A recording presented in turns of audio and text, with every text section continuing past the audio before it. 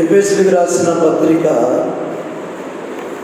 ప్రార్థన చేసినప్పుడు ప్రభువు ఈ పత్రిక మీద ధ్యానాన్ని ప్రభువు బయలుపరిచాడు. గత దినాల్లో ఆయా స్థలాల్లో ఉన్నప్పుడు రూతు గ్రంథం మీద కూడా ధ్యానించాము. ఆ తర్వాత 12 మంది ఆది అపోస్తలుల గురించి కూడా ధ్యానిస్తూ వచ్చాము. మరి ప్రభు ప్రార్థన చేసినప్పుడు ఈ పత్రిక మీద ధ్యానం కొరకై రాత్రి నుంచి ప్రభు నాతో మాట్లాడాడు. కాబట్టి ఈ పత్రికలో కొన్ని సంగతులు మనము జ్ఞాపకం చేసుకుందాము. ఒక్కొక్క వచనంలో ఉన్న సత్యాన్ని మనము ప్రభు చిత్తం మీద అట్లా ఒక్కొక్క రోజు ఒక్కొక్క వచనం మీద మనము ధ్యానాన్ని కలిగి ఉంటాం. ఈ పత్రిక మీరు రాసుకునేవాళ్ళు జ్ఞాపకం పెట్టుకోండి. అపోస్తలుడైన పౌలు రాశాడు ఈ పత్రిక. ఎందుకంటే చాలా ఉపద్ఘాతం ఉంది, కానీ షార్ట్ కట్లో కొన్ని మాటలు నేను చెప్తాను. పౌలు రాసిన పత్రిక ఎక్కడి నుండి రాశాడు అంటే, మరి చెరసాలలో ఉన్నప్పుడు ఈ పత్రిక ఎఫెసీయులకు రాశాడు. చెరసాలలో ఉన్నప్పుడు అక్కడ రాయబడిన పత్రిక పౌలు చెరసాలలో 3వ అధ్యాయం 1వ వచనంలో మాట ఉంటుంది. ఈ హేతువు చేత అన్యజనులైన మీ నిమిత్తము క్రీస్తు యేసు ఖైదీని పౌలుని నేను ప్రార్థించున్నాను.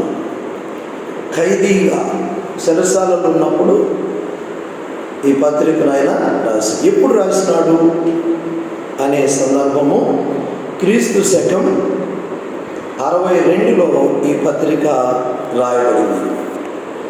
62లో జ్ఞాపకం పెట్టుకోండి. పౌలు రాశాడు, చెరసాలలో ఉండి రాశాడు. క్రీస్తు శకం 62లో ఈ పత్రికను పౌలు రాశాడు. ఆ ఎఫెసు యొక్క స్థలము యొక్క గొప్ప అనే సంగతులు ఏంటంటే చాలా విషయాలు ఉన్నాయి. ఎఫెసు పట్టణం అనేది మరి ఎలాంటిదంటే గొప్ప జనాభాతో కూడిన పట్టణము. మరి ఆ పట్టణము చాలా ప్రసిద్ధి చెందిన పట్టణం, అనేకమైన కార్యాలకు మరి పర్యాటక పట్టణం అన్నమాట. అనేకమైన చూడడానికి చాలా గొప్ప పట్టణం. పేరుగాంచిన దేవత కూడా పట్టణంలో ఉంది, గుర్తుపెట్టుకోండి. ఆ దేవత పేరు డయానా దేవత అంటారు. డయానా దేవత అంటారు. ఆ ప్రపంచంలో 7 వింతల్లో ఆ ఒకటి ఇదనమాట. ప్రపంచంలో 7 వింతల్లో ఇదొకటి. అందుకనే అర్తమీ దేవి అంటారు కదా, అదనమాట. ఎఫెసు పట్టణము విగ్రహారాధనతో నిండిన పట్టణం. వాణిజ్య కేంద్రాలకు నిలువెత్తెలతో కూడిన పట్టణం, చాలా గొప్ప పట్టణం. ఇంకో మాటలో చెప్పాలంటే రోమా చక్రవర్తులు ఎఫెసు పట్టణంలోని విశ్రాంతికి వెళ్తారంట. అక్కడికి వెళ్ళి విశ్రాంతి తీసుకునే అంత గొప్ప పట్టణం అయింది అది. పౌలు అక్కడ 3 నెలలు ఒక సందర్భంలో, తర్వాత 2-3 సంవత్సరాలు ఆయన 3వ సువార్త యాత్రలో ఆయన పరిచర్య అక్కడ చేశాడు. అపోస్తలుల కార్యం ఒక మాట చదువుదాం. 19వ అధ్యాయము 10, 11, 8 వచనాలు చూడండి. అపోస్తలుల కార్యములు 19, 8, 10, 11 వచనాలు కూడా చదవండి. అపోస్తలుల కార్యములు త్వరగా చదవండి. తరువాత అతడు ఆ సమాజ మందిరం వెళ్ళి ప్రసంగించుచు దేవుని రాజ్యమును గురించి తర్కించుచు వచ్చాడు. మాట్లాడుచు 3 నెలలు గడిపాడు. 3 నెలలు గడిపి పరిచర్య చేశాడు. ఆ తర్వాత 10వ వచనంలో 2 ఏళ్ల వరకు ఇలాగూ జరిగింది. అలాగే చరిత్ర ప్రకారంగా 2-3 సంవత్సరాలు పౌలు ఎఫెసు పట్టణంలో గొప్ప పరిచర్య జరిగించాడు. రోమా సామ్రాజ్యానికి ఆ రోమా సామ్రాజ్యంలో పిల్లరా ఇది ఒక అంశంగా ఉండేది. చిన్న ఆసియాలో అనేది ఇది ఒక గొప్ప పట్టణం. ఈ రీతిగా పౌలు ప్రభువు యొక్క పరిచర్య అక్కడ జరిగించిన వాడుగా ఉంటున్నాడు. ఇప్పుడు ప్రకటన గ్రంథంలో 7 సంఘాలు ఉన్నాయి కదా. 7 సంఘాల్లో ఇది ఒక సంఘం, ఎఫెసీ సంఘం. పౌలు అనగా వారు విగ్రహారాధికులుగా ఉన్న వారిని ప్రభు వైపు సువార్త ద్వారా తిప్పాడు. అనేకులు ప్రభు వైపుకు తిరిగారు. అక్కడ అలాగా సంఘము కట్టబడింది. తర్వాత ఈ 6 అధ్యాయాల్లో 6 మాటలు నేను జ్ఞాపకం చేస్తాను. ఒక్కొక్క అధ్యాయానికి అంటే సంఘానికి పేర్లు పెడుతున్నాం. మొదటి అధ్యాయంలో సంఘము శరీరముతో పోల్చబడింది. గుర్తుపెట్టుకోండి, నేను వచ్చినాను కూడా చెప్తాను. మొదటి అధ్యాయంలో సంఘము శరీరానికి పోల్చబడింది. ఆయన శరీరానికి ఆయన మనకి శిరస్సు, మనం శరీరము. మొదటి అధ్యాయము 23 చదవండి, మనకు అర్థమవుతుంది. సంఘము ఆయన శరీరానికి పోల్చబడింది. చూడండి, చదవండి. ఆ సంఘము ఆయన శరీరం. మొదటి అధ్యాయంలో సంఘం ఆయన శరీరానికి పోల్చబడింది. మొదటి అధ్యాయం. రెండవ అధ్యాయము సంఘము ఆలయమునకు పోల్చబడింది. గుర్తుపెట్టుకోండి, ఈ ఉపద్ఘాతం చాలా అవసరము. నెమ్మదిగానే చెప్తాను. మొదటి అధ్యాయము 23లో సంఘము శరీరమునకు పోల్చబడింది. రెండవ అధ్యాయంలో సంఘము ఆలయమునకు పోల్చబడింది. ఆలయంగా పోల్చాడు. ఎక్కడంటే రెండవ అధ్యాయము 21 వచ్చిన చదవండి, నెమ్మదిగా చదవండి. 21 ప్రతి కట్టడమును ఆయనలో చక్కగా అమర్చబడి ప్రభువునందు పరిశుద్ధమైన దేవాలయము వృద్ధి ఆలయము పోల్చబడిన సంఘం. ఆలయం ఉన్న సంఘం, శరీరం ఉన్న సంఘం. ఒక్కొక్క అధ్యాయంలో అలా పోల్చబడింది. మూడవ అధ్యాయంలో మనం చూస్తే సంఘము అనేది ఒక మర్మముగా పోల్చబడింది. 3వ అధ్యాయము 3వ వచనం.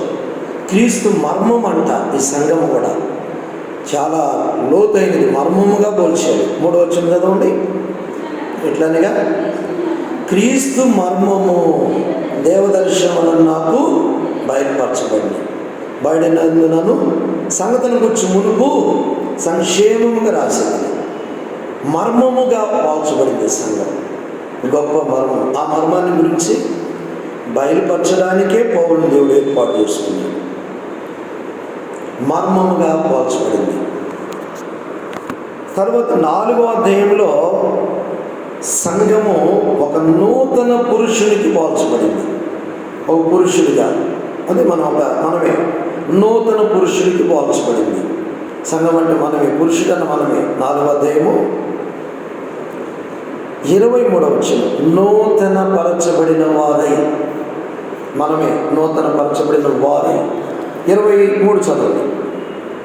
మీ చిత్తవృత్తి యందు నూతన పరచబడిన వారై, నూతన పురుషునికి పోల్చబడింది సంఘం.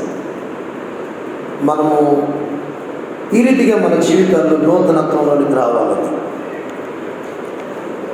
5వ అధ్యాయంలో సంఘము ప్రదానము చేయబడిన వధువుకు పోల్చబడింది. గుర్తుపెట్టుకున్న 5వ అధ్యాయము 25వ వచనం. పురుషులారా మీరును మీ భార్యలను ప్రేమించు. ప్రదానము చేయబడిన నూతన వధువుకు పోల్చబడింది. భార్యలు అనగా సంఘమే, స్త్రీ అనగా సంఘమే. ఇలాగా మనందరం వస్తాం. మళ్ళీ స్త్రీ అనగానే మనందరం కూడా వస్తాం. 6వ అధ్యాయంలో ఇక్కడ మాట కనబడదు, కానీ చరిత్ర ప్రకారంగా సంఘము అనేది సైనికునితో పోల్చబడింది. ఎందుకంటే 10-11 వచనాల్లో యుద్ధము కనబడుతుంది మనకు, శత్రువుతో పోరాటం. చదవండి 10-11. తొదకు ప్రభు యొక్క మహాశక్తిని బట్టి ఆయన యందు బలవంతులైనడి, మీరు అపాధి తంత్రములను ఎదిరించుటకు. మనమందరం ఒక సైనికులు. చరిత్ర ప్రకారంగా ఈ పోరాటం అనేది సైనికులుగా మనము చూస్తున్నాం. సైనికులతో పోల్చబడుతుంది. సైనికులను మనమే. సంఘము ఇన్ని విధములుగా ఈ 6వ అధ్యాయంలో పోల్చబడింది. ఇప్పుడు మొదటి అధ్యాయం ఏం చెప్పండి? మొదటి అధ్యాయం ఏంటి? సంఘం, శరీరమే సంఘం. 2వ అధ్యాయము ఆలయమే సంఘం. 3వ అధ్యాయము మర్మమే సంఘం. 4వ అధ్యాయము నూతన పురుషుడు. 4వ అధ్యాయం ఒక్కరికి వచ్చినాలు కూడా చెప్పాను నేను మీకు. తర్వాత 5వ అధ్యాయంలో ప్రధానం చేయబడిన వధువు, అదే భార్య భర్తలు. 6వ అధ్యాయంలో సైనికుడితో పోల్చబడుతుంది. 10-11 నుంచి ఇక్కడ ఈ సంగతులు చాలా శ్రేష్టమైనవి. కాబట్టి ఈ సమయంలో తర్వాత 6 అధ్యాయాలు కూడా నేను జ్ఞాపకం చేస్తాను. మొదటి అధ్యాయం 2 భాగాలు. మొదటి అధ్యాయము 2 భాగాలు. మొదటి అధ్యాయము 2 భాగాలు. ఎఫెసీయులకు రాసిన పత్రిక నెమ్మదిగా చెప్తాను. మొదటి అధ్యాయము 2 భాగాలు. 1వ అధ్యాయము 1వ వచనం నుంచి 14 వరకు గుర్తుపెట్టుకోండి. 1వ అధ్యాయము 1 నుండి 14 వచనం వరకు దేవుని ఆశీర్వాదం కొరకు దేవుని స్తుతించుట, దేవుని ఆశీర్వాదం గురించి రాయబడుట. లేక ఇది జ్ఞాపకం పెట్టుకోండి నెమ్మదిగా. దేవుని ఆశీర్వాదం గురించి దేవుణ్ణి స్తుతించుట. ఎందుకంటే అక్కడ పరలోక సంబంధమైన ఆశీర్వాదము, విమోచనం, ఇవన్నీ ఆశీర్వాదాలు వస్తాయి. మొదటి అధ్యాయం నుంచి 14 వరకు పరలోక సంబంధమైన దేవుని ఆశీర్వాదం గురించి దేవుణ్ణి మనం స్తుతించుతాం. 2వ భాగం 15వ వచనం నుండి 23, ఒక్కొక్క అధ్యాయం 2 భాగాలు. 15వ వచనం నుండి 23 వరకు పౌలు మొదటి ప్రార్థన, పౌలు యొక్క మొదటి ప్రార్థన. పౌలు ప్రార్థన చేస్తూ ఉన్నాడు. ఇది మొదటి అధ్యాయము 2 భాగాలు, మనకి ఈజీగా అర్థం కావడానికి. మరి ఈ 6 అధ్యాయాలు చెప్తేనే బాగుంటుంది అనుకున్నాను. అనగా మనం ఈరోజు అంటే 2వ అధ్యాయం వద్దాం. అర్థమైందండి? మొదటి అధ్యాయం ఎన్ని భాగాలు చెప్పండి? 2. ఏంటి? దేవుని ఆశీర్వాదంలో కొరకు దేవుణ్ణి. 2వది పౌలు మొదటి ప్రార్థన. 2వ అధ్యాయము 2 భాగాలు. ఎఫెసీయులకు రాసిన పత్రిక. అది కూడా ఎందుకంటే ఉపోద్ఘాతంలో రాసుకొని ఉంటే తర్వాత మనం ఒక్కొక్క వచనంలో సత్యాలు, వాటిలో ఉన్న మాటలు ధ్యానిస్తాం. 2వ అధ్యాయం 1 నుండి 10 వరకు కృపచేత రక్షణ. గుర్తుపెట్టుకున్నాం ఈజీగా. 2వ అధ్యాయము 1 నుంచి 10 వరకు కృపచేత రక్షణ, దేవుని యొక్క రక్షణ కలుగుట మానవ జీవితంలో. కృపచేత రక్షణ 1 నుంచి 10 వరకు 2వ అధ్యాయం. తర్వాత 11వ వచనం నుంచి 22 వరకు, 11 to 22 యూదులు అన్యులు క్రీస్తులో ఐక్యపరచబడుట. అన్యజనులు కూడా ఉంటాం అక్కడ. యూదులు అన్యజనులు క్రీస్తులో ఐక్యపరచబడుట, సమానత్వం 2వ అధ్యాయంలో. తర్వాత చదువుకుంటే మనకు అర్థం అవుతుంది. 6వ వచనంలో కూడా అన్యజనులు సువార్త వీళ్ళంతా. 11 నుంచి 22 వరకు అది యూదులు అన్యులు అన్యజనులు క్రీస్తులో ఐక్యపరచబడుట. 2వ అధ్యాయము 2 భాగాలు మనము జ్ఞాపకం చేసుకున్నాం. ఏదైనా అర్థం కాకపోతే తర్వాత చెప్పండి. 2 అధ్యాయాలు మనకు అయిపోయింది. యూదులు అన్యజనులు క్రీస్తులో ఐక్యపరచబడుట. 3వ అధ్యాయంలోకి వస్తాం. 3వ అధ్యాయం 2 భాగాలు.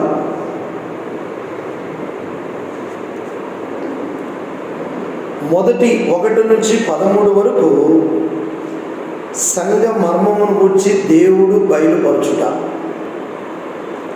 సంఘ మర్మం గురించి దేవుడు బయలుపరచుట.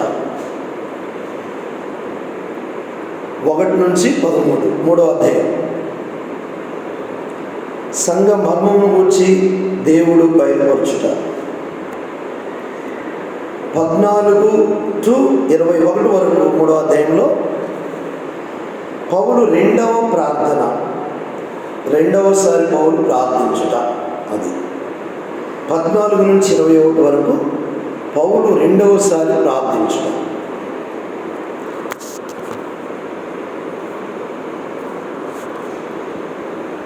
పౌలు యొక్క ప్రార్థన, రెండవ ప్రార్థన.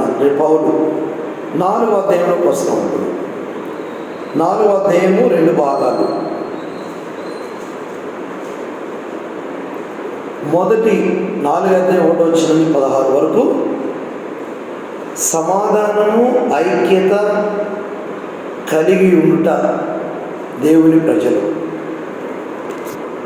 4వ అధ్యాయము 1 నుంచి 16 వరకు దేవుని ప్రజల ఐక్యత సమాధానం అంట. షార్ట్ మీరు రాసుకోండి. అందుకని ఈ భాగాలు అంత ఉండదు, ఎలా జీవించాలా నడవాలనేది. సమాధానము ఐక్యత క్రైస్తవుని నడక జ్ఞాపకం చేసుకోవచ్చు. అది ఇక్కడ 2వ భాగంలో వస్తుంది. అది 17 నుంచి 32 వరకు 4వ అధ్యాయము 17 to 32 వరకు అన్యజనుల వలె నడవక, అలా నడవకూడదు అనే విషయాలు బయలుపరిచాడు. 17 నుంచి 32 అన్యజనుల వలె నడవక. 4 అధ్యాయాలు అయిపోయినాయి. 5వ అధ్యాయం 1 నుంచి 14 వరకు ప్రేమ కలిగి నడుచుకునుట. 5వ అధ్యాయము 1 నుంచి 14 వరకు ప్రేమ కలిగి నడుచుకునుట. ప్రేమ కలిగి నడుచుట దేవుని ప్రజలుగా. తర్వాత 15 నుంచి 33 వరకు జ్ఞానము కలిగి నడుచుకునుట. 15 అంటాడు కదండి, మనకి తెలుసు. అజ్ఞానుల వలె కాక జ్ఞానుల వలె అంటాడు. జ్ఞానము కలిగి నడుచుకునుట ఎక్కడ? 15 to 33 వరకు మనం. తర్వాత ఇంకొక మాట కూడా అక్కడ యాడ్ చేసుకోవాలి. కుటుంబ జీవితం గురించి బయలుపరచుట దానిలోనే. ఎందుకంటే అక్కడ 22 నుంచి మళ్ళీ కుటుంబ జీవితం ఉంటుంది. 6వ అధ్యాయం 2 భాగాలు. 6వ అధ్యాయం 1 నుంచి 9 వరకు 3 మాటలు జ్ఞాపకం పెట్టుకోండి. పిల్లలు, తల్లిదండ్రులు, యజమానుల గురించి రాయట. 6వ అధ్యాయం 1 నుంచి 9 వరకు పిల్లలు, తల్లిదండ్రులు, యజమానుల గురించిన వివరణ.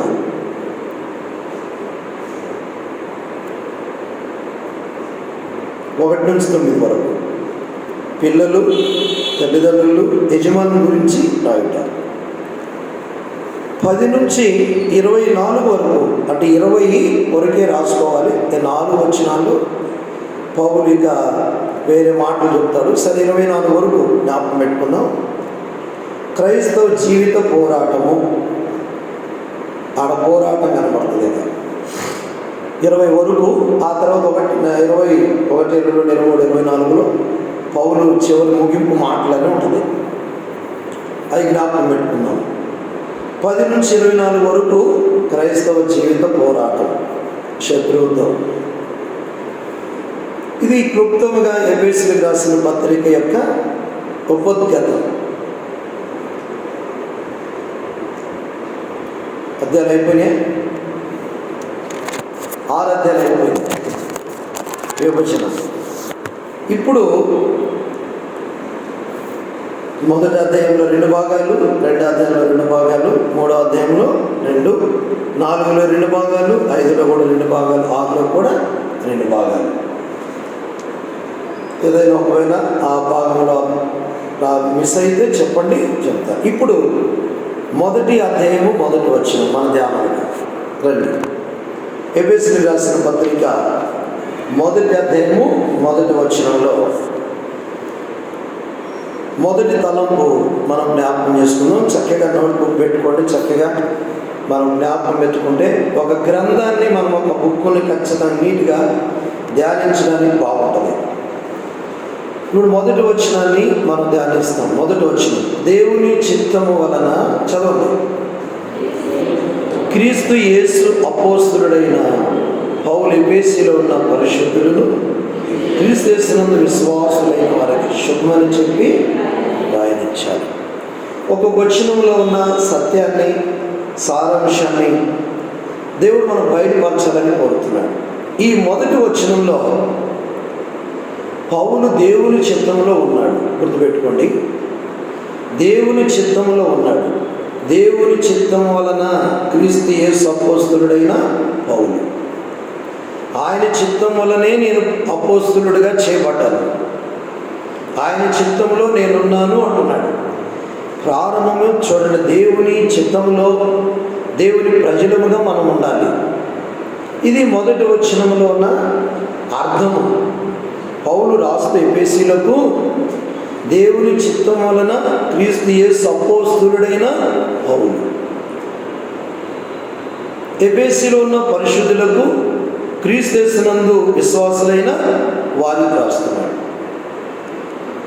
సరే, ఇక్కడ పౌలు దేవుని చిత్తంలో ఉన్నాడు. మనమందరము కూడా ప్రభు యొక్క చిత్తంలో మనం ఉండాలని ఇక్కడ జ్ఞాపకం చేయబడుతుంది. ఉపోద్ఘాతం అయిపోయింది, మనం ఇప్పుడు వర్తమానంలోకి వచ్చాం. ఇక మళ్ళీ రోజు చెప్పం ఉపోద్ఘాతం. ఇక ఒక్కొక్క వచనంలో ఉన్న సత్యాన్ని మనము ఒక్కొక్క మాట మీద ధ్యానిస్తాం. ఈరోజు మన ధ్యానం కొరకై దేవుని చిత్తము మన అంశం. గుర్తుపెట్టుకోండి, మొదటి వచ్చిన ఏమని చెప్పండి. దేవుని చిత్తము వలన క్రీస్తు యేసు అపోస్తలుడైన పౌలు, ఆయన చిత్తములో ఉన్న పౌలు. దేవుని వాక్యములో ఆయన చిత్తములో దేవుని ప్రజలంగా మనం ఉంటే కొన్ని ఆశీర్వాదాలు ఉన్నాయి. అందుకని బైబిల్లో అక్కడక్కడ మనము వాటిని పరిగలాగా ఎదుర్కొంటాం. దేవుని చిత్తములో ఉన్నప్పుడు దేవుని బిడ్డలము ఏమి ఆశీర్వాదాలు ఏం పొందుతాము అనే విషయాలు మనం చూస్తే రండి, అనగా కొన్ని మాటలు మనం ధ్యానిద్దాం. ఆదికాండము 22, ఆదికాండం 22,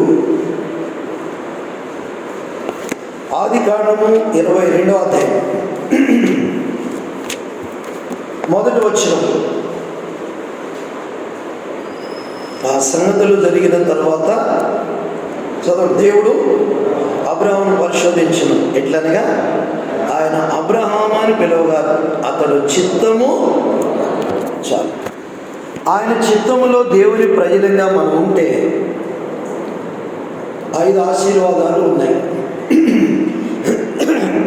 ఇది మొదటి తలంపు. ఆయన చిత్తములో మనం ఉండడం ద్వారా మనకు కలిగేది ఏంటంటే 22:1, 22:16 ఈ 2 వచనాలు యాడ్ చేసుకోవాలి. 22:1, 22:16. 16 చదువుదామా? 17, 16, 17 చదవండి. నీకు ఒక్కడే ఉన్న నీ కుమారునియ వెనుతీక ఈ కార్యం చేసినందున. 17 అండి, గుర్తుపెట్టుకోండి. 17, నేను నిన్ను ఆశీర్వదించి ఆకాశ నక్షత్రముల వలెను సముద్ర తీరమున నిలుచుకోవలెను, నీ సంతానం నిత్యముగా విస్తరింపజేసేదను. చాలు. దేవుడు నాకు ఇచ్చిన తలంపులు, వాక్యాన్ని మనం శ్రద్ధగా వినాలి. దానిలో సత్యాన్ని, దానిలో మాటలు మనం తీసుకోవాలి. ఇక్కడ ఆయన చిత్తము ద్వారా మనకు కలిగే మేలు ఏంటంటే రెండంతల ఆశీర్వాదాలు మనం పొందుతున్నాం. అది 17వ వచనం యాడ్ చేసుకోవాలి. ఆయన చిత్తము ద్వారా దేవుడు మనల్ని ఆశీర్వదించుట. ఆ చిత్తంలో మనం ఉన్నప్పుడు ఆయన ఆశీర్వాదాలు మనం పొందుతాం. ఆయన చిత్తం వల్లనే పౌలు అపోస్తలుడిగా పిలువబడ్డాడు. ఆయనకై ఆయన పిలుచుకోలేదు. ఒక భాగంలో ఉంది, దేవుడే ఆయనను అపోస్తలుడిగా పిలిచాడు.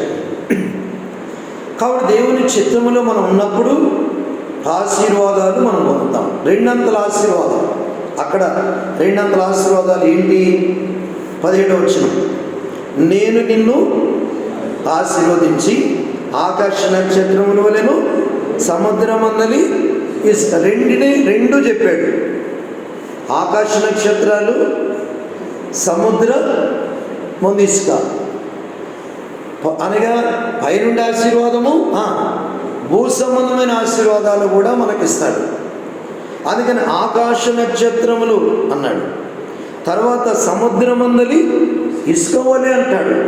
అంతగా నేను పరసంబంధమైన ఆశీర్వాదములతో నింపుతాను, భూ సంబంధమైన ఆశీర్వాదం. ఇక్కడ ఒక మాట గమనిస్తే 22:1 17వ వచనం ఒక మధ్యలో, ఈ ఆశీర్వాదానికి మధ్యలో దేవుని చిత్తం ఉంది, అబ్రహాం యొక్క విధేయత కూడా ఉంది. 17కు మధ్యలో, అంటే 1 నుంచి 17కు మధ్యలో దేవుని చిత్తానికి అప్పగించుకున్నాడు. ఆ తర్వాత అబ్రహాం యొక్క విధేయత సంపూర్ణంగా కనబడుతుంది. ఇప్పుడు విధేయత అంటే ఏంది? ఇప్పుడు 22వ అధ్యాయంలో ఆ సంగతులు జరిగిన తర్వాత, ఏ సంగతులు? ఎప్పుడైనా బైబిల్ జ్ఞాపకం పెట్టుకోండి. తరువాత ఆ సంగతులు జరిగిన తర్వాత అంటే ఏ సంగతులు అంటే బైబిల్ వెనక్కి పోవాలి మనం. అది అంటే వెనక జరిగిన సంగతులు అవన్నీ మనకి ఇప్పుడు సమయం చాలు. ఆఖరి విషయం అది. అప్పటికే ఇస్మాయిల్ని కోల్పోయాడు అబ్రాం. అప్పటికే ఇస్మాయిల్ని కోల్పోయాడు అబ్రాం. 21వ అధ్యాయంలో అనగా మనం ఎరుగుదము, ఇస్మాయిల్ని కోల్పోయాడు. ఆగరు దూరం అయిపోయింది. అధ్యాయంలో ఎంతో బాధ ఉంది అబ్రాహాముకి. దుఃఖంలో ఉన్నాడు అబ్రహాం, వేదనలో ఉన్నాడు అబ్రహాము. వెంటనే దేవుడు మళ్ళా ప్రత్యక్షమయ్యాడు. ఆ సంగతులు జరిగిన తర్వాత దేవుడు అబ్రహామును పరిశోధించాడు. ఎట్లనగా ఆయన అబ్రహామాని పిలవగా, ఇంకెట్లుంటే చెప్పండి, అసలే బాధలో ఉన్నాడు, వేదనలో ఉన్నాడు, ఇస్మాయిల్ని పోయాడు, ఆగరు కూడా దూరం అయిపోయాడు. 21వ అధ్యాయం అంతా మనం చూస్తే వెంటనే మళ్ళీ ప్రత్యక్షమయ్యాడు దేవుడు. అబ్రహామాని పిలిచాడు. ఏం చేస్తాడు మళ్ళీ? ఇప్పుడు ఏం చేస్తాడు అనుకున్నాడు. చిత్తం ప్రభు అన్నాడు. ఇక అంతే, చిత్తం ప్రభు అన్నాడు. ఇక అసలు ఎట్లుంటుంది చెప్పండి? మూలిగే నక్క మీద చెమట తీసి. కాబట్టి ఎంతో బాధలో ఉన్నాడు అబ్రహాం. చిత్తం అన్నాడు. ఇప్పుడు 2వ వచనం చూడండి. అప్పుడు ఆయన, ఎప్పుడు చాలా ఉంటుంది చిత్తం అనగానే 2వ వచనంలో చిత్తం ప్రభు అంటే అర్థం, నువ్వేం చెప్తే అది చేస్తా, ఇంక మీ ఇష్టం. సరెండర్ అయిపోయాడు. దేవుని బిడ్డలంగా మనం ఎప్పుడైతే సరెండర్ అవుతామో, ఎప్పుడైతే ప్రభు చిత్తానికి అప్పగించుకుంటామో, కొంచెం కష్టంగా కనపడుతుంది కానీ అలాగే దీవెనల ఆశీర్వాదాలు ఉంటాయి. అది దేవుని ఇంట్లో కూడా దేవునికి అప్పగించుకోవడం, దేవుని చిత్తానికి లోబడడం ద్వారా దేవుని దీవెనలు, ఆశీర్వాదాలు ఉంటాయి. 2వ వచనం, అప్పుడు ఆయన, ఎప్పుడైనా చెప్పాలి మీరు, అప్పుడు ఆయన చిత్తం అన్నప్పుడు, చిత్తం ప్రభు అన్నప్పుడు 2వ వచనం అంటాడు, అప్పుడు ఆయన నీకు ఒక్కడైన నీ కుమారుని తీసుకొని ఎక్కడికి రావు, మోరియో పర్వతం మీదకి రా. సరే, పర్వతం మీదకి వచ్చి ఆరాధన చేసి వెళ్ళమన్నాడా? పర్వతం మీదకి వచ్చేసి ఆరాధించి వెళ్ళమన్నా లేదు. ఆ కుమారుని ఏం చేయాలి? నువ్వు బలి అర్పించు అన్నాడు. చూడండి ఏమనుంది, చదవండి. ఒక దాని మీద దహన బలిగా అతన్ని అర్పించమని చెప్పాడు. ఈడ ఒక చిన్న మాట మీకు జ్ఞాపకం చేస్తారు. 2వ వచనం చదవండి మీరు క్లియర్గా, బైబిల్ మీద దృష్టి పెట్టండి. 2వ వచనం చదవండి ఎవరైనా స్పష్టంగా. అప్పుడు ఆయన నీకొక్కడైనా నీ కుమారుని అనగా నువ్వు ప్రేమించి ఇస్సాకుని. ఇక్కడ గమనించండి, ఎందుకు కొండ మీదకి వెళ్ళాల్సి వచ్చింది, ఎందుకు బలి అర్పించాల్సి వచ్చింది అసలు పరిస్థితి అంటే చిన్న మాట అక్కడ, నువ్వు ప్రేమించు అది సంగతి.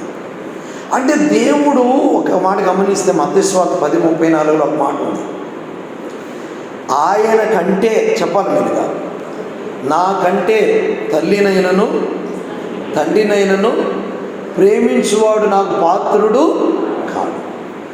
ఉందే లేదండి మత్తయి సువార్త 10:34 చదివేవాళ్ళు కొంచెం బైబిల్ త్వరగా అందిస్తుంటే నేను పాస్టర్ ముందుకు వెళ్తాను. నాకంటే తల్లినైనను తండ్రినైనా ప్రేమించువాడు నాకు పాత్రుడు.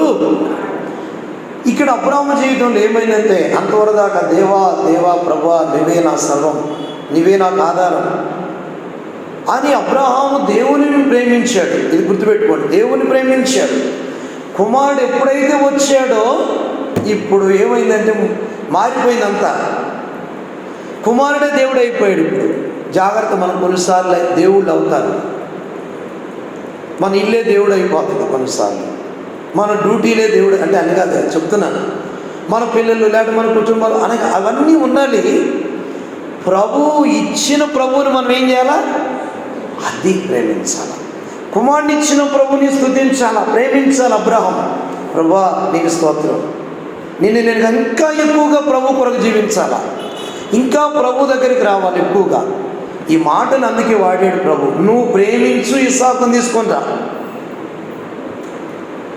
నువ్వేం ప్రేమిస్తున్నావో తీసుకొని రా, నేను దాన్ని ఏం చేస్తాను అక్కడ. అది మనం ప్రేమించే అన్ని బలిపీఠం మీదకి రావాలా, అప్పుడు దేవుని ఆశీర్వాదాలు మనకు ఖచ్చితంగా వస్తాయి, దేవుని దీవెనలు తప్పకుండా. ఇక్కడ అలాగొచ్చాడు, దేవుని మాటకు విధేయత చూపించాడు. అబ్రాహాము యొక్క త్యాగం చాలా గొప్పది, మనము తట్టుకోలేము. అనగా ఇద్దరు కలిసి వెళుతున్నారు.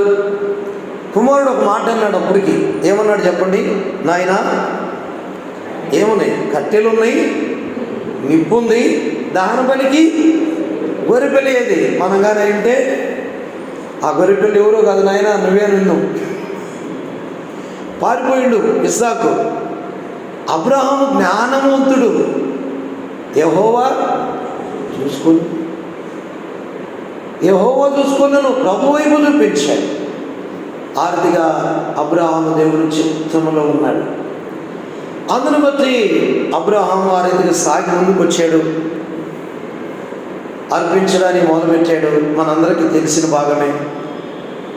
11వ వచనం చదవండి. యెహోవా దూత పరలోకము నుండి అబ్రహామా అబ్రహామా అని పిలిచింది. కత్తి పైకెత్తేసేలేక చిత్తము,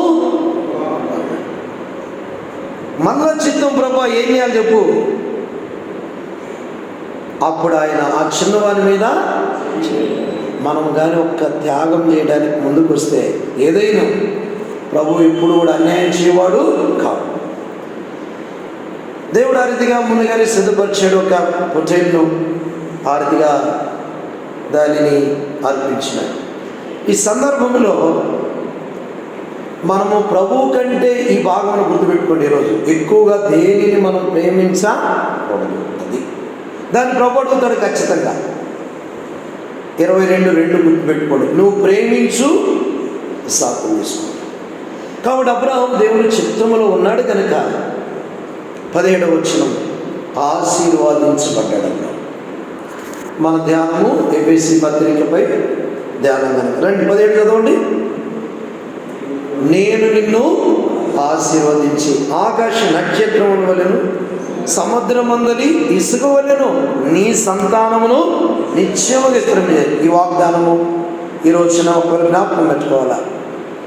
ఆశీర్వాదం లేకపోతే దిగులుతో, చింతతో, బాధతో ఏ సందర్భంలో ఉన్నామో, ఒకవేళ అలాంటి పరిస్థితుల్లో ఉన్నామేమో, అయితే దేవుని చిత్తంలో మనం వస్తే, దేవునికి విధేయత మనం చూపిస్తే, ప్రభు కంటే మనం ప్రేమించే వాటిని తొలగించుకొని ప్రభుని ప్రేమిస్తే రెండంతల ఆశీర్వాదాన్ని ప్రభు మనకి ఇస్తాడు. చెప్పాను, ఆకాశమందలి నక్షత్రం పర సంబంధమైన ఆశీర్వాదాలు గుర్తవి, ఇసుక భూ సంబంధమైన ఆశీర్వాదం. ఇలాంటి ఆశీర్వాదంలోకి మనం వస్తాం. దేవుడు వచ్చింది కూడా భూమి మీదకి మనల్ని ఆశీర్వదించడానికి. అపోస్తలుల కార్యం ఒక వచనం చూద్దాం. 3వ అధ్యాయం 26వ వచనం. 3వ అధ్యాయము 26వ వచనం. 3:26 చూడండి. దేవుడు తన సేవకుని పుట్టించి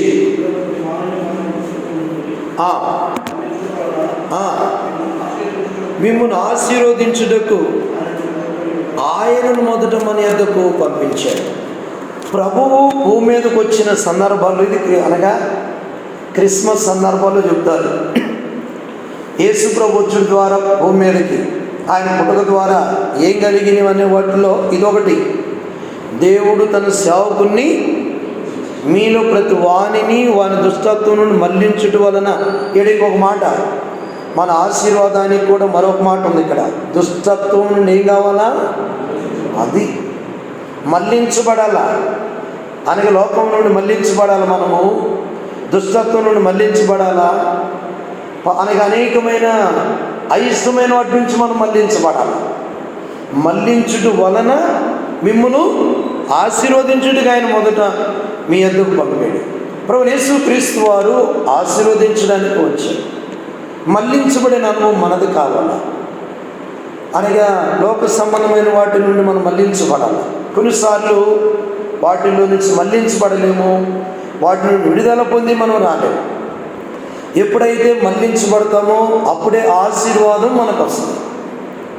ఈ రోజున మళ్లించబడిన అనుభవం సంపూర్ణంగా ఉన్నది. ఇంతవరకు ఒకవేళ మన జీవితాల్లో మళ్లించబడక, అనగా మన భూ సంబంధం వాటికే మనము అనగా లోబడిపోతే ఆశీర్వాదం రాదు. ఆ మాటలు చూడండి. దేవుడు తన సేవకుని పుట్టించి మీలో ప్రతి వాణిని వాని దుష్టత్వం మళ్లించుట వల్ల మిమ్మను ఆశీర్వదించడం.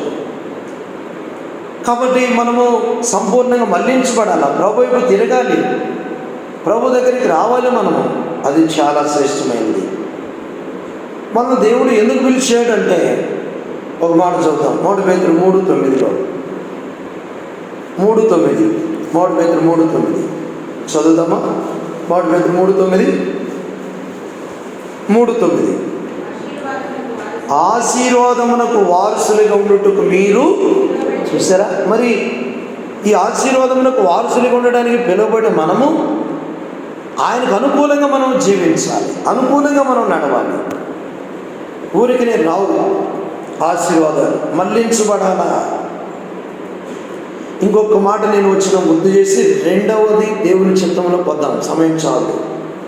మరి మార్కు సువార్త 10వ అధ్యాయం. ఆశీర్వాదానికి మూలము మరొక మాట. ఆశీర్వాదానికి మూలం ఏంటంటే 10-16 చదవండి. ఆ బిడ్డలనెత్తి కౌగిలించుకొని వారి మీద చేతులుంచి వారిని, ఇక్కడ వారిని ఆశీర్వదించను. ఎవరిని ఆశీర్వదించాడు ప్రభు?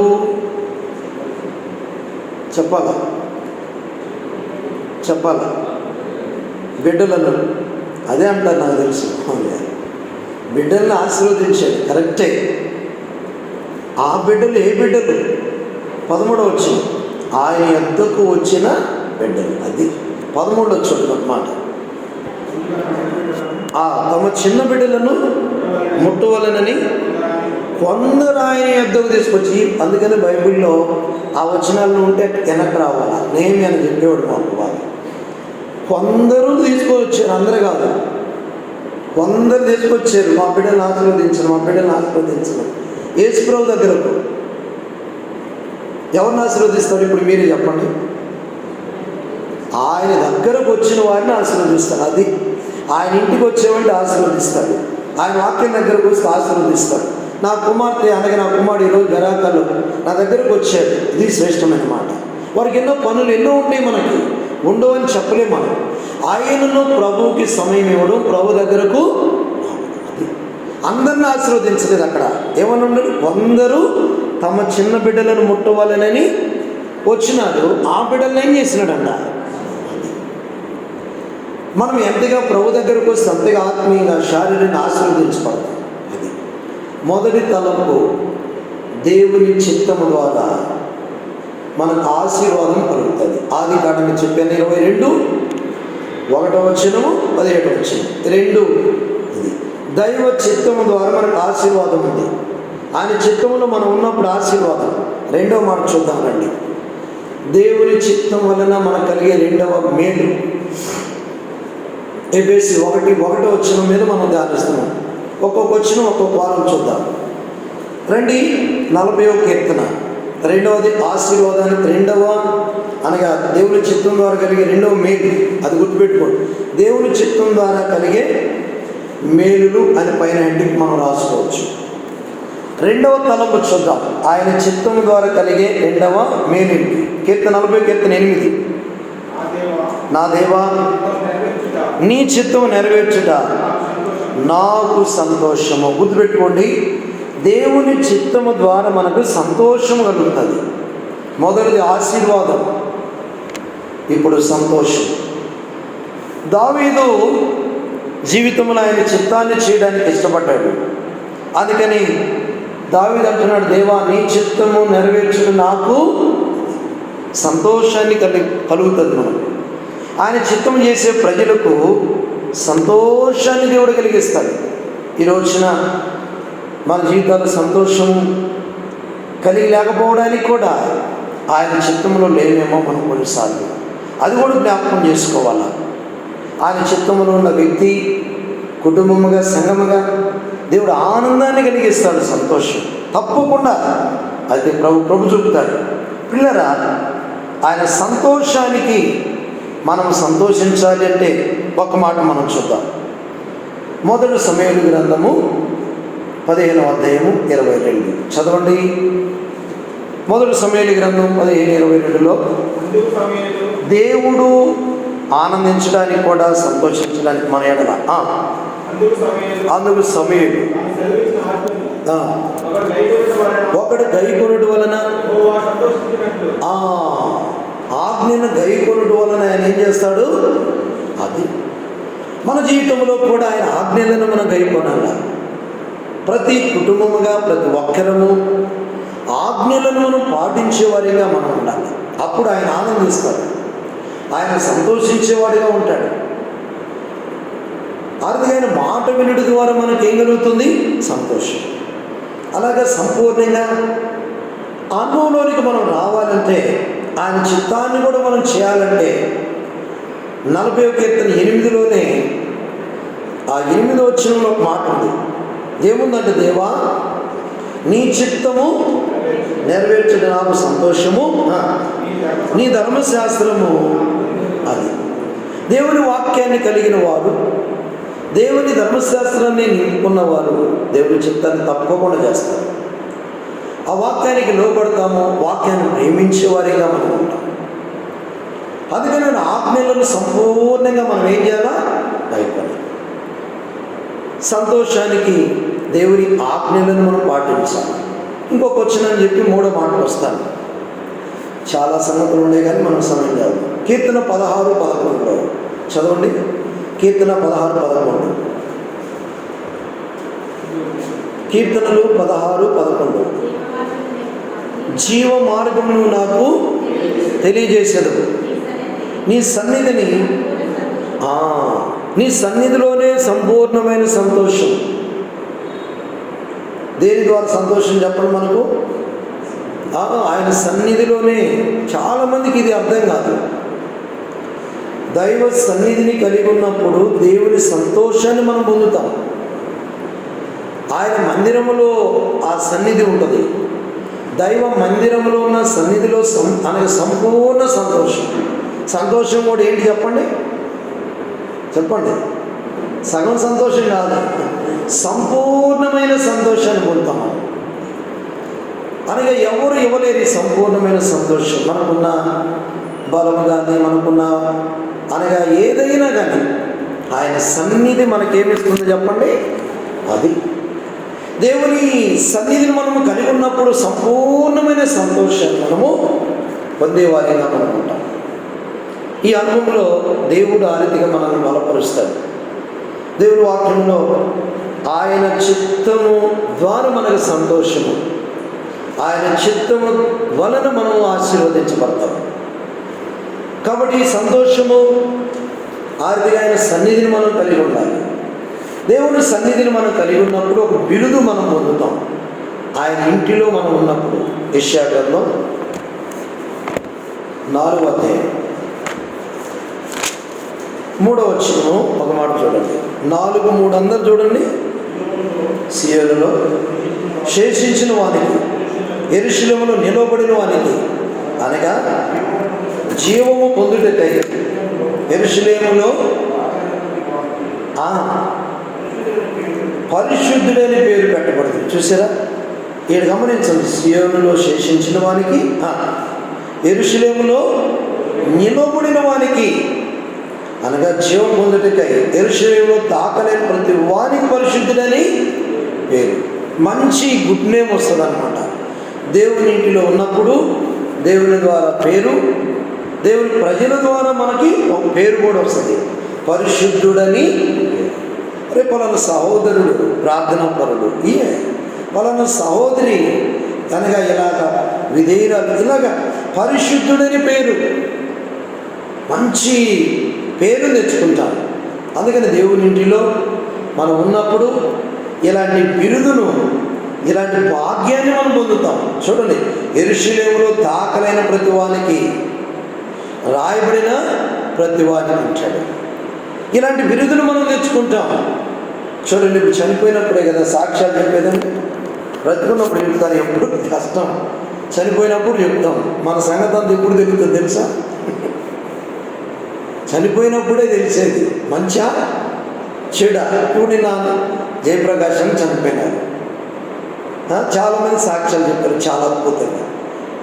మీటింగ్ 15 నిమిషాలు ముందే వస్తాడు కదా, సమయానికి ముందే వస్తారు. ఆ తర్వాత బయట మాత్రమే డిఎస్పీ కానీ లోపల మాత్రము అని ఒక దీనుడిగా ఉంటాడు. అలాగా నిజమే, మనం బ్రతికిన కొన్ని రోజులు నా యొక్క భారం, నేను అదే చెప్పేది, ఎక్కడ ప్రభువు కొరకు మనము మన ప్రాణం ఉన్నంత వరకు ప్రభు కొరకు జీవించడమే. ఇంకంతకంటే మనకు భాగ్యము లేదండి. మనం ఏం తీసుకొని రాలేదు, ఏం తీసుకొని వెళ్ళలేము. దేవుని పని మనం ఎంత చేస్తే దేవుడు ఆనందిస్తాడు. దేవుని ప్రజల ద్వారా కూడా మంచి సాక్ష్యాన్ని మనం పొందుతాం. కాబట్టి దేవుని చిత్తంలో ఉన్న రెండవ మేలు ఏంటంటే సంతోషాన్ని మనం పొందుతాం. 3వ మాట చూద్దామండి.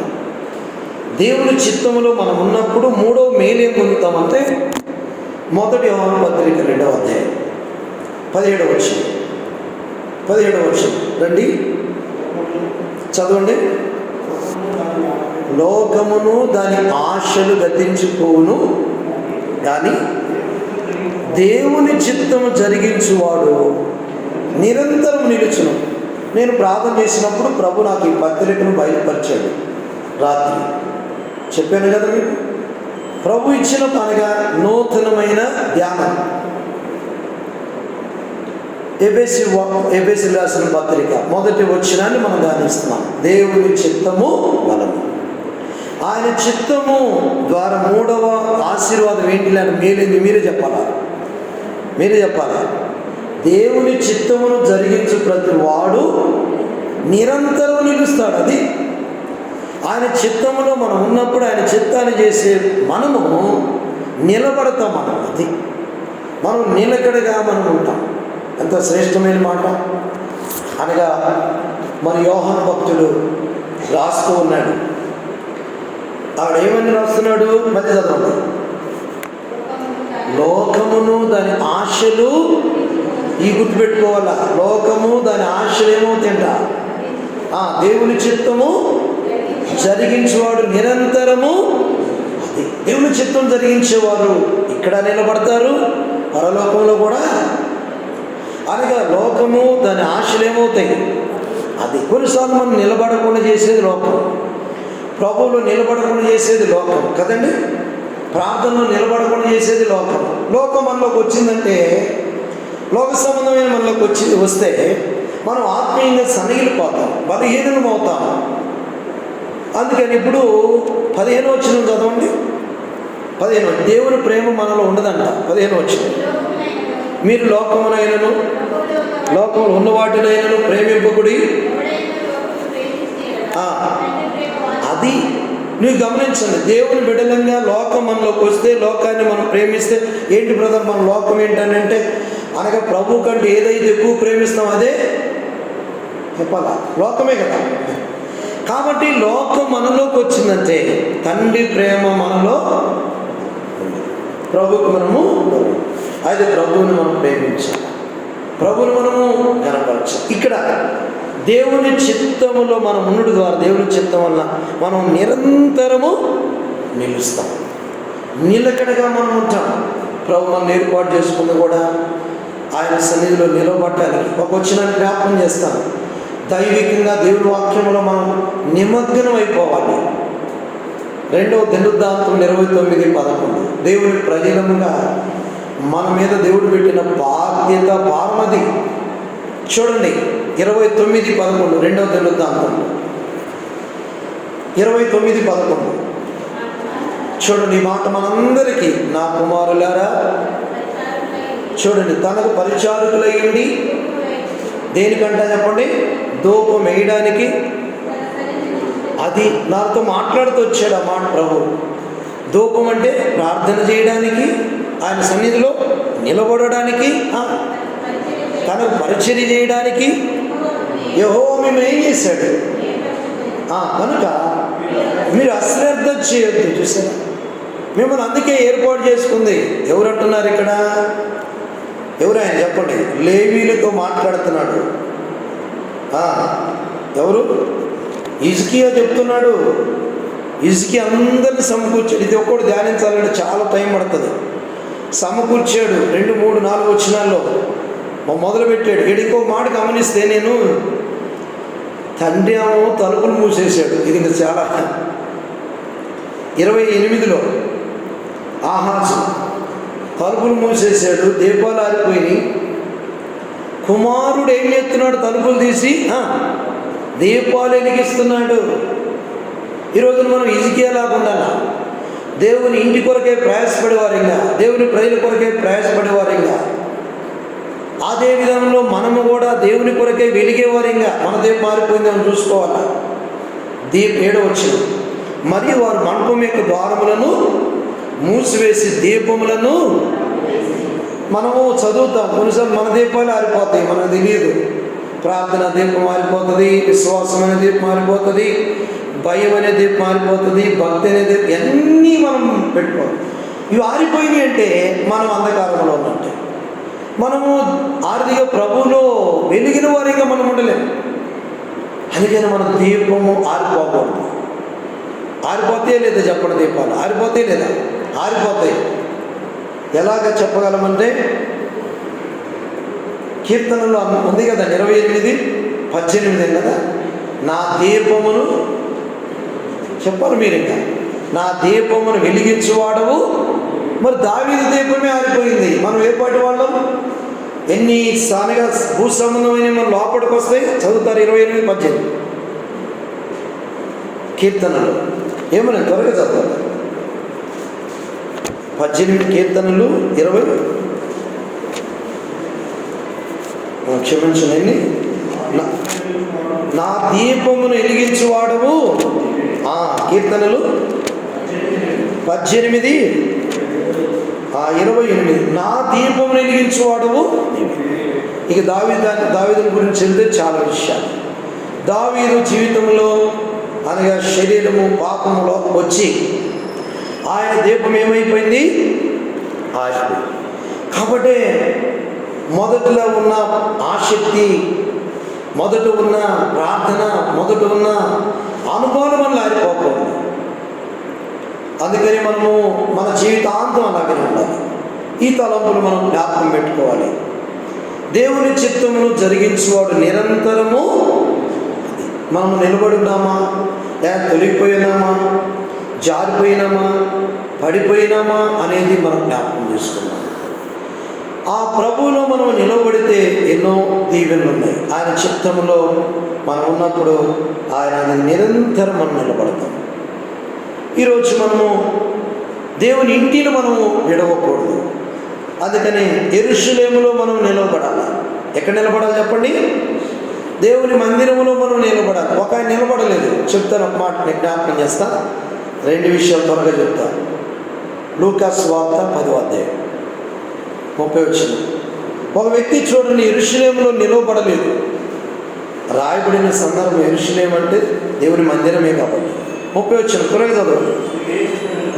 అందుకే సెట్లైనా చూసారా, ఒక మనుషుడు యెరూషలేము నుండి ఎరికోకు దిగి వెళ్ళుచు దొంగల చేతిలో చిక్కెను. కొట్టి చూడండి, ఇక్కడ ఒక చిన్న మాట గమనించండి. యెరూషలేము దేవుని మందిరానికి సాదృశ్యము. యెరూషలేమును విడిచిపెట్టి ఎరికోకు దిగి వెళ్ళుచు మొదట అనగా ఎవరికి దొరుకుతాం తెలుసా? మందిరానికి దూరం అయితే ఎవరికి దొరుకుతాం మనం అంటే దొంగలకే. దొంగలనగా భూ సంబంధమైన లోకం అన్నిటికీ కాదు, దొంగలుకి చిక్కిపోయాడు. ఆ తర్వాత ఏం చేశాడు? బట్టలు వెళ్ళిపోతాయి. రెండవది అనగా రక్షణ వస్త్రాలు కోల్పోతాం మనం. వీటన్నిటికీ ఆధారాలు ఉన్నాయి. ప్రకటన 16:16 వస్త్రాలు కోల్పోయే పరిస్థితి ఉంది. తన వస్త్రమును కాపాడుకునేవాడు ధన్యుడు 16:16లో. కాబట్టి వస్త్రాలు కూడా కోల్పోతాం మనం. మూడవది ఏంటి? కొట్టి ప్రాణం వదిలిపెట్టేసారు, కొట్టేశారు. శత్రువుడు అనతిగా మనల్ని గాయపరుస్తాడు. నా భారము దేవునింటిని మనము వదిలిపెట్టకూడదు. ఆ సన్నిధిని మనం విడవకూడదు. అందుకనే దేవుని సన్నిధిని మనం విడవకుండా అత్తుకొని మనం ఉండాలి. పిల్లరా, ఇది చాలా శ్రేష్టమైనది. 4వ తలపు రండి, సమయం లేదు, త్వరగా జ్ఞాపకం చేస్తాను. యోహాను సువార్త 9:31. దేవుని చిత్తంలో మనం ఉంటే మరొక ఆశీర్వాదం ఏంటి?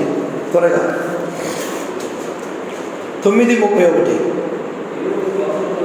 దేవుడు పాపుల మనవి ఆలకింపుడని నేను ఎరుగుదు.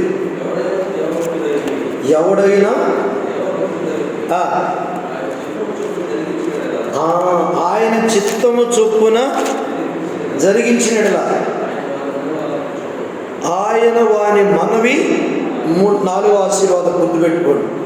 దేవుని చిత్తములో దేవుని ప్రజలుగా మనం ఉంటే మన ప్రార్థన దేవుడు ఆలకిస్తాడు. వాని మనవి చూసారా, ఆయన వాని మనవి ఆలకి. ఎవరు మనవి? ఆయన చిత్తము చొప్పున జరిగించిన ఎడల. కాబట్టి ఆయన చిత్తములో మనం ఉన్నప్పుడు మనం ఏమి జరిగించిన మన ప్రార్థన దేవుడు వింటాడు. ఆయన చిత్తము ద్వారా, ఆయన చిత్తములో మనం ఉండడం ద్వారా మనం మనవి ఆయన ఆలకిస్తాడు.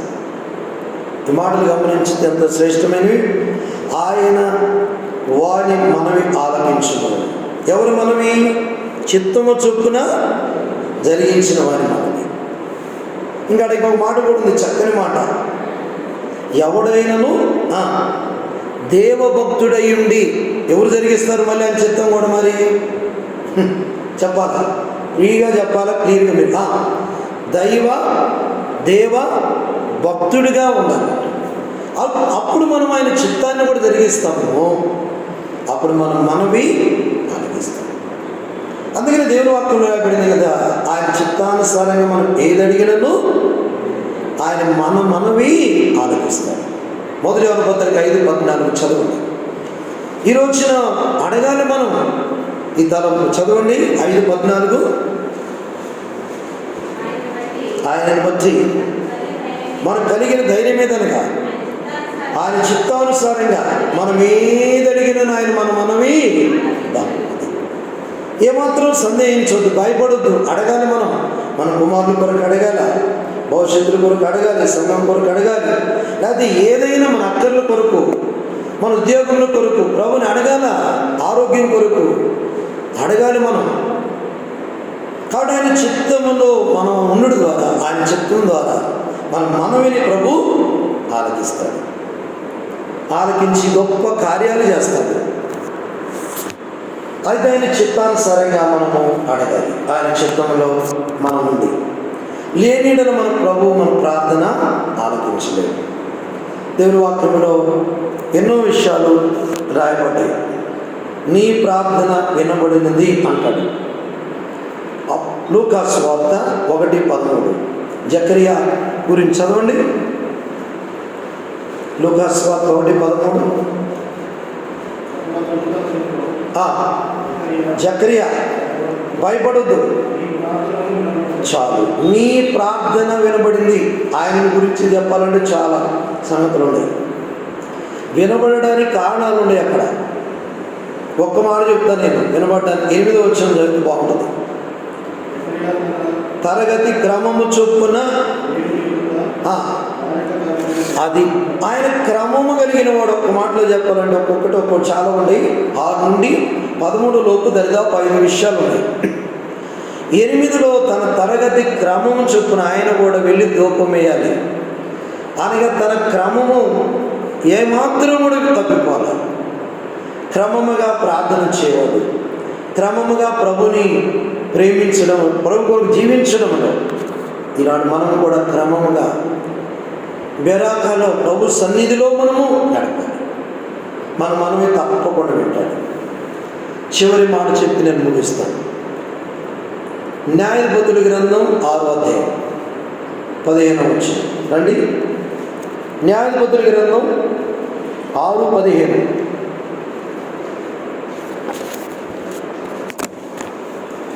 6వ అధ్యాయం 15వ వచనం.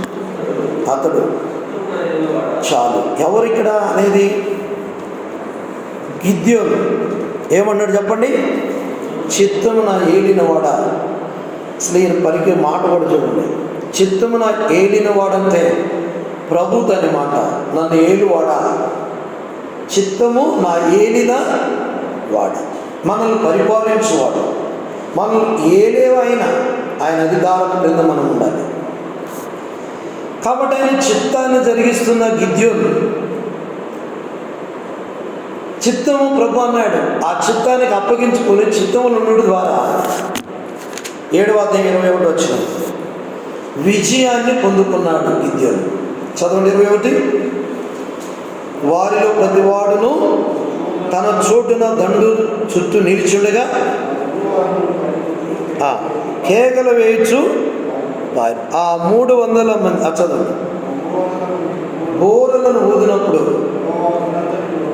ప్రతి వాని ఖడ్గము వాని పురుగు వాని మీదకి. కాబట్టి విజయం అనేది కనబడుతుంది మనకి ఇక్కడ. ఇక వివరించడానికి చాలా సమయం లేదు, అయిపోయింది. ఇక్కడ ఒక మాట నేను జ్ఞాపకం చేస్తాను. కారణం ఏంటంటే 20లో యెహోవా ఖడ్గం. ఎవరి పేరు ముందుంది చెప్పండి? గిద్యోను ఖడ్గం కాదు. చెప్పండి. 20 వచనం చివరిలో యెహోవా అంటే ప్రభు చిత్తానికి అప్పగించుకొని ప్రభు మీద ఆధారపడ్డాడు గిద్యోను. ఎంతమందితో యుద్ధం జరిగింది ఇక్కడ చెప్పాలి మీరు ఒక్క మాటతో. ఎంతమందితో యుద్ధం జరిగింది?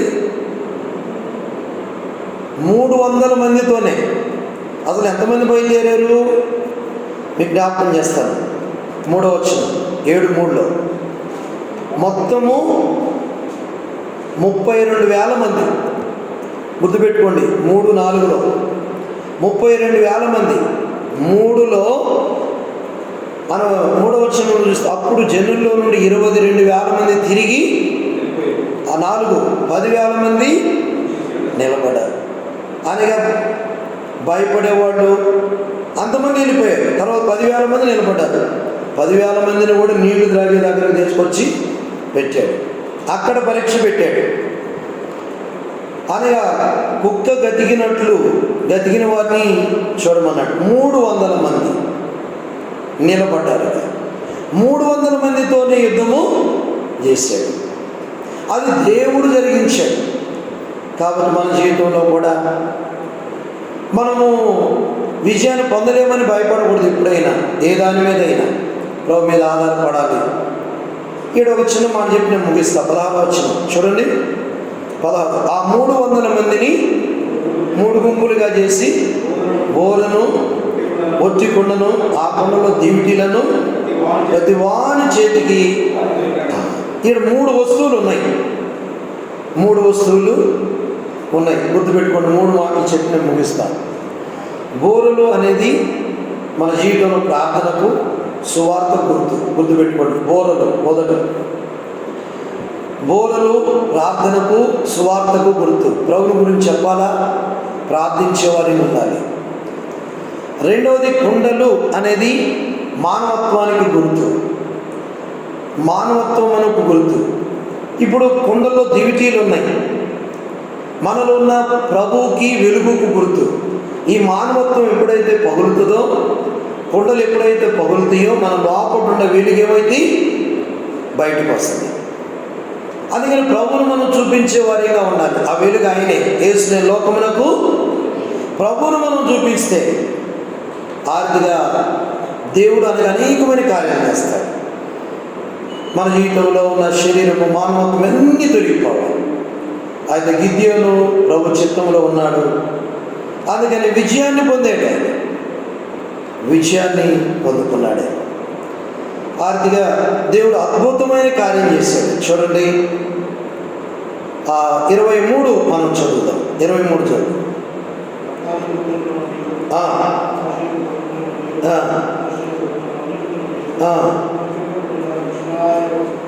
కూడుకొని మిద్యానీలను చూశాం. కాబట్టి ఈ రీతిగా విజయము అనేది మనం చూస్తున్నాం. సంపూర్ణ ప్రభు మీద ఆధారపడినప్పుడు విజయం. ఆయన దేవుని చిత్తంలో మనం ఉంటే విజయం. ఒక వచనం నేను ప్రార్థన చేస్తాను, 2వ దినవృత్తాంతములు ముగిస్తాను. 2వ దినవృత్తాంతములు